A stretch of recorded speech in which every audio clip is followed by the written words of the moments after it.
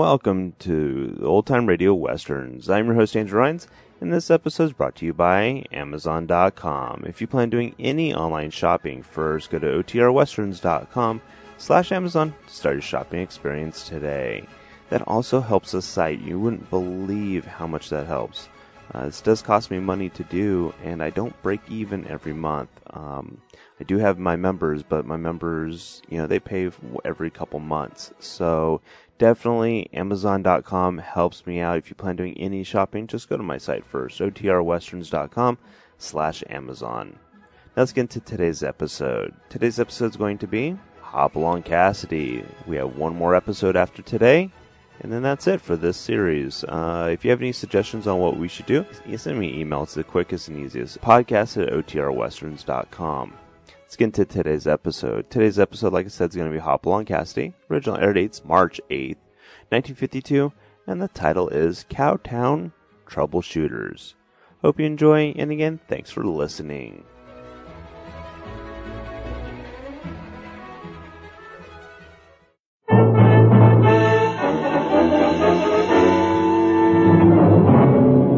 With action and suspense out of the Old West comes the most famous hero of them all, Hopalong Cassidy, starring William Boyd.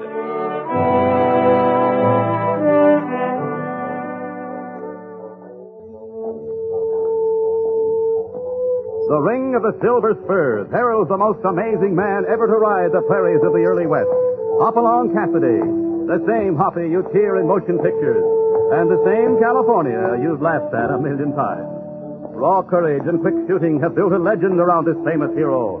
Hopalong is a name to be feared, respected, and admired. For this great cowboy rides the trails of adventure and excitement.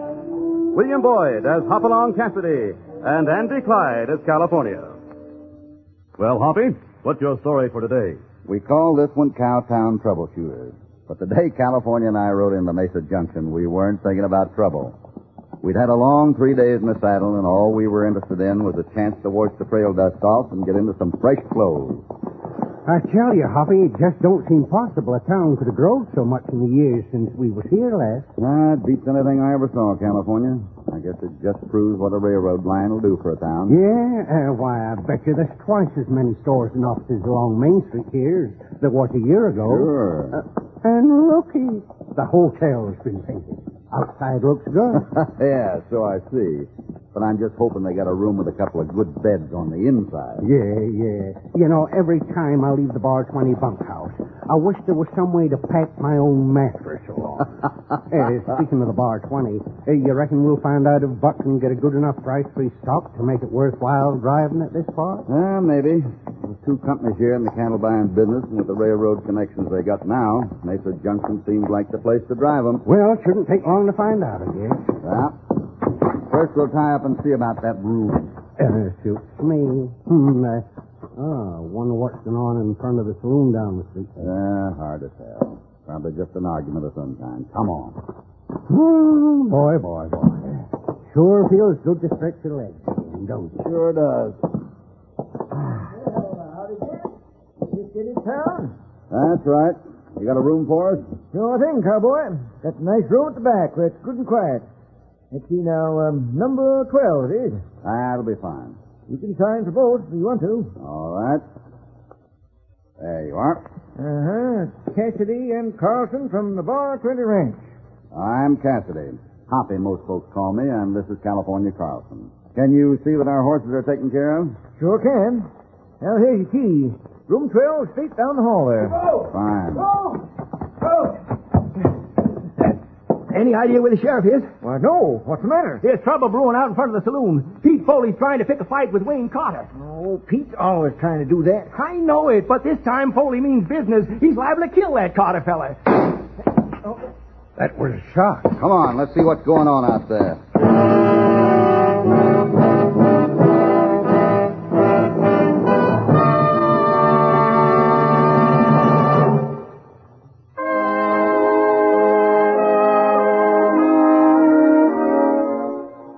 Hoppy in California had just entered the Mesa Junction Hotel and registered for a room when a man came rushing in saying that someone named Pete Foley was about to kill Wayne Carter.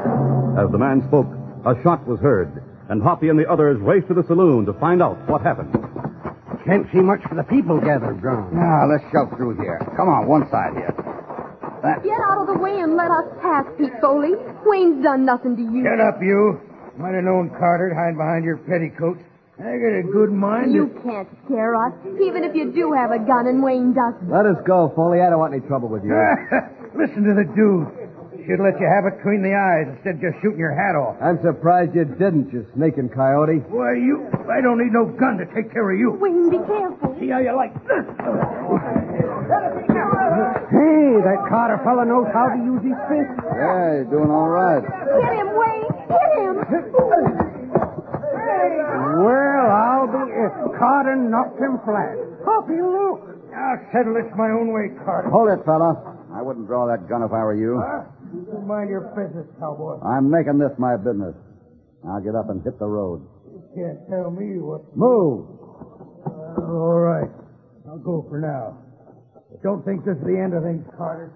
Oh, Wayne, are you all right? Sure. I'm all right, Judy. Come on. But aren't you going to thank the gentleman here? Foley might have shot you if he hadn't stepped in. Thanks, cowboy. No thanks necessary. I'd just like to see a man get a fair deal. That's something Pete Foley doesn't believe in, Mr. Cassidy. Oh, thank you, Mr. Cassidy. We both appreciate your help. Come along, Judy. Your father's waiting for us at his office. All right. Goodbye, Mr. Cassidy. Goodbye. For a man who's almost been shot, Carter don't seem very grateful, does he? Maybe he doesn't realize how close he came. If I were Carter, I'd steer clear of Foley from now on, or else start packing a 6-gun. Carter pack a 6-gun? Oh, he's not the type for gunplay, I'm afraid. Well, then he get back... Hey, that did my heart good, seeing that Pete Foley put in his place there, Hoppy. I'm afraid it's like Pete told Carter. Won't be the end of it. What seems to be their trouble? Fighting over the girl? Oh, no. Judy Barton's going to marry Carter. No, the trouble's all because of business. Business? Yeah. You see, a few months ago, Judy's dad and Carter come here from the east, started up a cattle company. Now they're threatening to get too big to suit Jess Granger and his company. Yeah, 2 cattle companies having a feud, huh? Yeah, that's it. Granger was here first. Had things pretty much his own way until Barton and Carter come along. Well, naturally, Jess doesn't like the competition. Can't blame him for that, I guess. Oh, no. Except when he hires a gunman like Pete Foley to try to scare the competition off. I'm afraid the trouble's going to wind up in the shooting feud before long. Or can't the sheriff keep them under control? It doesn't seem like it can. He's out of town half the time anyway. I see. Well, here we are. After you, Jake. Well, I didn't realize it was getting so late. Oh, that clock's about 20 minutes fast. It's only about 2:30. What difference does it make, Hoppy? We ain't going to try and do any business today, are we? Sure we are. You seem to forget what Buck told us about getting back to the bar 20 as soon as we could. Hey, let's see. I gave you the key, didn't I? Yeah, I got it. Thanks. We'll see you later.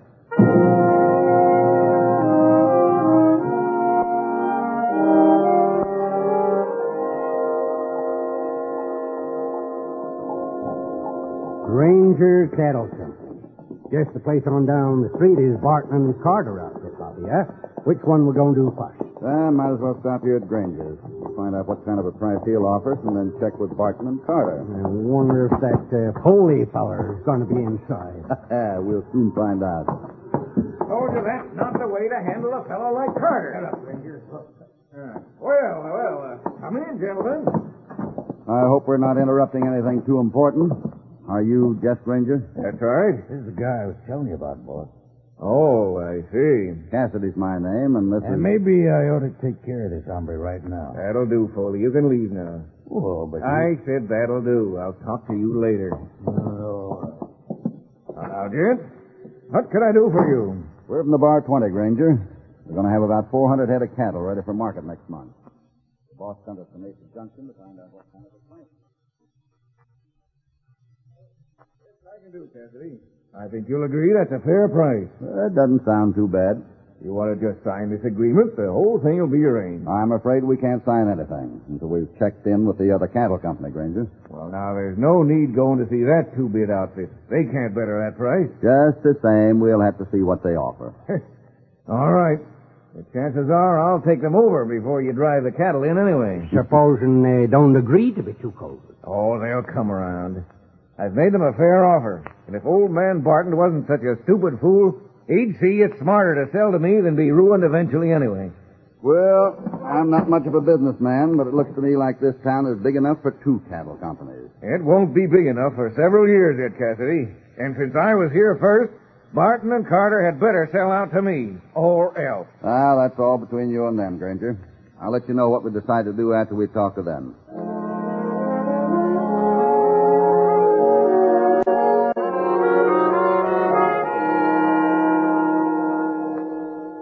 Well, sir, Judy told me when she and Wayne got back to the office what had happened, Cassidy. And I want to add my thanks to theirs. That's all right, Mr. Barton. But if I were Carter here, I think I'd start carrying some protection. No. I refuse to carry a gun and ask for more trouble than we already have. I agree with Wayne. It would only make matters worse, Mr. Cassidy. You see, Cassidy, where we come from, people don't often settle their differences with bullets. As far as I'm concerned, I'd be all for getting out of this part of the country before someone's killed. Now, let's don't have any more talk like that, Wayne. It's all right, Dad. Wayne's upset over what happened.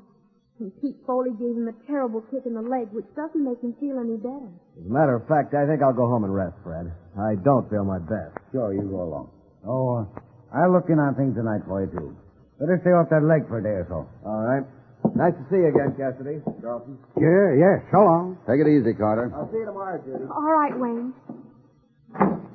Now, gentlemen, shall we talk business? That suits us fine. Excuse me, Mr. Cassidy. Dad, I'd better run along myself. I promised you some fried chicken for supper, remember? How could I forget?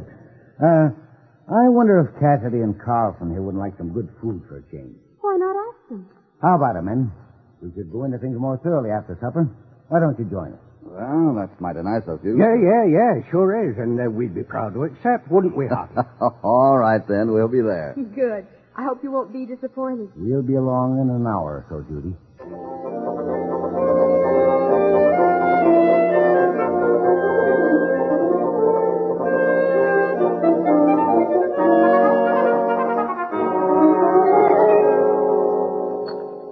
Judy's as good a cook as her mother was, and that's going something. Hey, we'd best move away so she can clear the table now. Hey, you fellers go on. I'll give Judy a hand. Oh, thank you, California. Oh, I didn't realize it was so late. Seems to be dark outside already. Days are getting shorter and shorter. I guess before we settle down, I'd better go check on the things at the stockyard, Hoppy. Don't you have a night watchman down there? Oh, yes, but we like to make sure he's on the job and everything's all right. Ordinarily, Wayne looks in on them about this time of night, but I told him I'd do it tonight. Well, maybe a little fresh air do California need some good. Mind if we tag along? I was just going to suggest it. We can talk some more on the way. Good.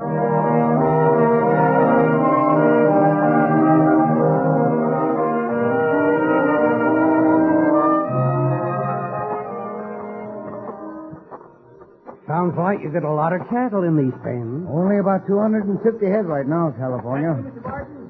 Yes, it's all right, Jack. I thought I recognized your voice. Just checking up, Jack. Everything all right? Quiet as anything. Good. We'll just walk on down through the yard. Okay, Mr. Barton. Watch out for the mud down by the watering trough. We will. The lantern gives us enough light to see where we're going. How often do you ship out of here, Barton? Twice a week now. Train due in tomorrow to load these. Twice a week. Say, you're getting good railroad service. Mesa Junction's growing by leaps and bounds. Someday we'll be as big as Santa Fe or Tucson if it keeps up. I hope you're right. It'll be a great thing for the ranchers in this part of it. Ow! What? Hoppy. He's been shot.